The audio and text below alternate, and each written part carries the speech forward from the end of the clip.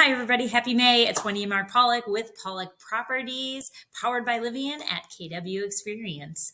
We are here with a riveting news about the 2023 home crash. It's not going to crash. Don't worry. Don't be scared. Don't believe everything you read in the papers. You just ruined it. I know. You ruined it. You ruined the whole thing. They're going to just click off of us. Don't click off of us. We're actually going to run through some really important questions. So, is the housing market going to crash? That's going to be the first one. What's happening with the mortgage rates now and in the future?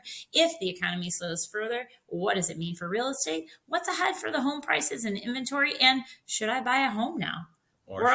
Should I sell a home? Or should I sell a home now? So, we're going to tackle both from a buyer's and seller's perspective. So 67% of Americans say the housing market is going to crash in the next 3 years, which is crazy. But, we're going to go through the facts and kind of explain why that's not going to happen.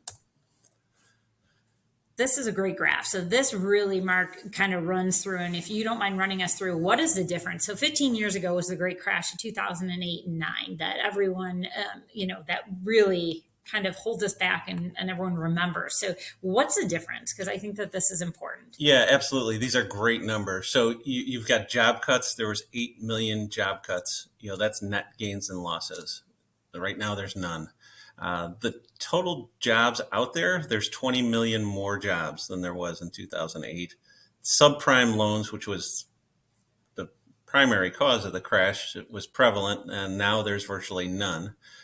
You've got new construction was at over 7 more million. Than we needed. Yeah, more than we needed. And now there's 4.6 million. So there's 3 million less homes being built. So that's supply, and supply and demand drives the prices. And then that's actually funneling into the inventory on the market. So 15 years ago, there was anywhere from 3.8 to 4 million homes, and now we're at a low of 1 to 1.2 million. Huge deficit. Yeah, so we've got 3 million less homes, and they're building 3 million less homes. So yeah, it's not good for supply. The mortgage delinquency, was 10%, and now it's 3%, so it's much better. And the homes in foreclosure was 4.6 back then. Now it's almost non-existent. I was going to say it's none. Because there's so much home values. Homes don't really People foreclose. have options. They can sell their home. They can cash it out no matter how much Absolutely. they owe typically. So just moving on, inflation is. We're going to talk about inflation because, Mark, I think that this is really important. What people don't understand is that the mortgage rates are actually driven by inflation. So let's start off by defining it for everybody. Yeah, so inflation is too many dollars chasing too few goods. I love that. That's just a nice simplistic, that's all you need to know. And a cute graphic, there you go. There's too many dollars out there. And the government heavily watches the inflation, and that's what they do try to control, correct? Yeah, they adjust their rates, try to keep inflation at a manageable level. So, but if you look at it over time, you can see that inflation drives the mortgage rates, and it's very consistent over time. So when inflation goes up, mortgage rates go up. When inflation goes down, mortgage rates come down, and we're going to dive into that a little bit further. Yeah, absolutely. And the way that they measure inflation, it's a lagging measure. So it's a year over year comparison. So every month, the rates are covered over a 12-month period. So let me go to the next graph and kind of explain it. So, the scheduled release is May 10th for the April 2023 CPI index. And wait, before that, May 3rd, this is really important. The Feds are scheduled and will increase the rate. Yeah, absolutely. So they're going to try to increase the rate. But inflation is going to come down because if you look at April of last year, the inflation's over 8%, and you look at it where it is now, it's 5%. So that's going to drop off. So that gap of 3% is going to lower the CPI index coming May 10th. So no matter what the Fed does, the rates and inflation are going to go down. And I think that's really important. They're going to. So don't be alarmed by that, because I think that when they hear that rate, people get so confused that rate is what drives the mortgage, the interest rates, and it's not. It's actually inflation. So that increase in rate is going to bring down the inflation. And with that, then you're going to see that drop in mortgage rates, correct? Absolutely. Just wait a week and you'll see the rates start dropping. And then you jump in. This is a great stat for the recession. So mortgage rates have historically always fallen during recessions. And here's the years that and the rates with the numbers. So just the facts.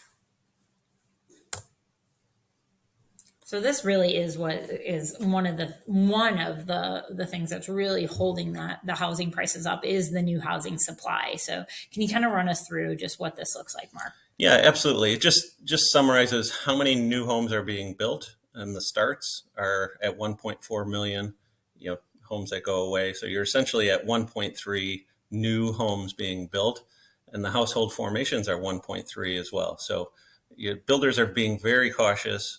They really got PTSD from the crash, and they're very So it's not conservative. helping. No, it's not helping Homes supply. just are not, for the supply that's needed, homes just are not being built or put into the market at a quick enough rate to what the gap that we've caused to fill that gap in essence. So again, holding the housing prices up at an all-time high. Yeah, absolutely. And then this is a great graph that shows you there's 14 million more households, from 2007 to now, and there's 2.5 fewer homes out there. Again, just kind of beating that same drum. The gap is just the lack of inventory is really holding the stability of the home prices, no matter what's happening with the interest rates or mortgage rates. Yeah, it's supply and demand, and basic economics is holding this up. So just as Mark ruined it in the beginning, there is going to be no crash of 2023 or in the next 3 years. Right. Is what this is showing. Yeah, the demand has to,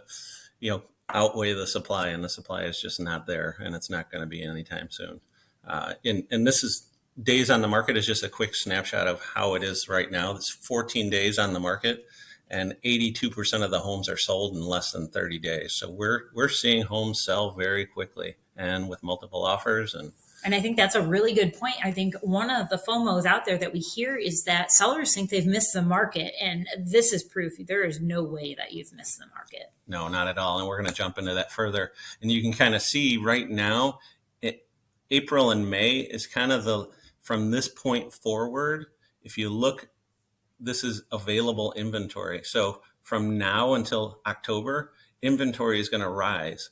So with that rise in inventory, you're going to have more homes out there. So you're going to have increased competition if you're a seller. So, in April, May is your best time to get on the market before everybody else does. And let's talk about the buyers. So we just said interest rates are going to come down a bit. They're not going to drop down to 3, so don't get all crazy on us, but they are going to come down. They actually think between 5 and 5.5, and that's going to feel really good to everybody. So what's that going to do? So as a buyer, your first thought might be, well, I'm just going to wait.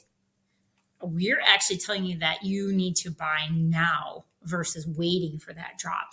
And here's why. As soon as your first thought is going to be everyone else's first thought. And so those buyers that are standing on the sideline waiting for the interest rate to come back down to what they feel is a normal rate are also going to then flood the market. So now not only you're going to see a little bit lower interest rate, but you're going to see a huge demand, which is just going to create more competition. And those multiple offers is what keeps driving those prices up steadily. Yeah, absolutely. And here again, this is just housing market shorts in the millions. So there's millions of homes. This is the prediction from all these of are their these forecasts. So, right, the truth probably lies somewhere in the middle. Yeah, somewhere in the middle between there. 1 and 5 million. Yeah, we're at least 1 million and probably 3 to 5 short.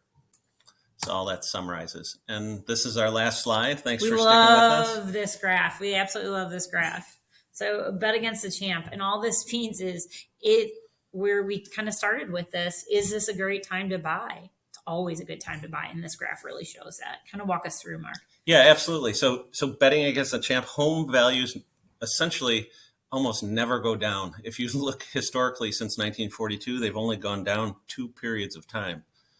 Every other time it's gone up. And if you look at this historically over time, you're looking at a 4% increase in equity. So it's just like the stock market. The best way to get in the market and take advantage of the market is be in the market. So if you wait to buy, you're losing home equity value. As always, Real estate is hyper local. So if you have any questions about your situation or just want to know what your home is worth, keeping an eye on your largest asset, please feel free to reach out to us. Our team would be happy to help. Make it a great day, everyone.